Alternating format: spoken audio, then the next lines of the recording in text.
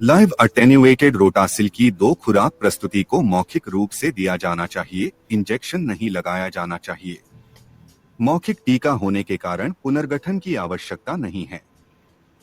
Vaccine carrier खोलें और vaccine पिलाने के लिए एक रोटासियल वैक्सीन वायल निकालें।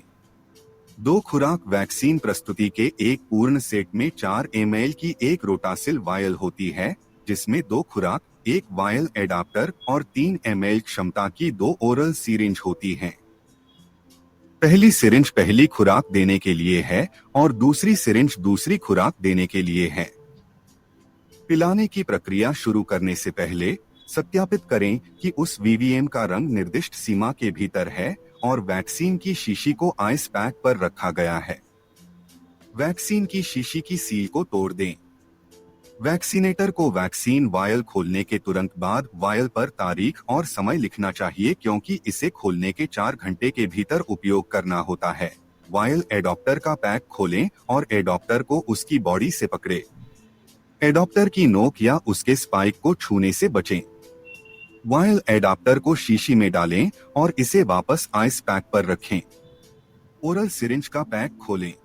प्लंजर को ग्रेजुएशन मार्क के लगभग 2 ml तक वापस खींचें। सिरिंज टिप को वायल में लगे वायल एडाप्टर से कनेक्ट करें और सिरिंज से हवा को शीशी में धकेलें। इससे वायल के भीतर अत्यधिक दबाव बन जाता है। वायल को उल्टा करें और वैक्सीन को सिरिंज में प्रवाहित होने दें और वैक्सीन के 2 ml निकाल लें। सावधानी, 2 ml से अधिक न निकालें। केवल सिरिंज निकालें। वायल एडॉप्टर को उसकी जगह पर छोड़ दें। शिशु को रोटासिल की पहली खुराक दें। शिशु के गाल की ओर नोजल रखकर पिलाने की गति धीमी होनी चाहिए। पिलाने के बाद सिरिंज को डिस्कार्ड करें।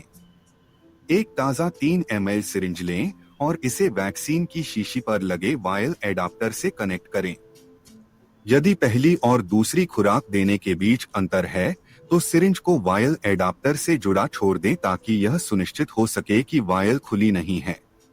यदि 4 घंटे के भीतर उपयोग नहीं किया जाता है, तो वायल और सिरिंज को डिस्कार्ड करें।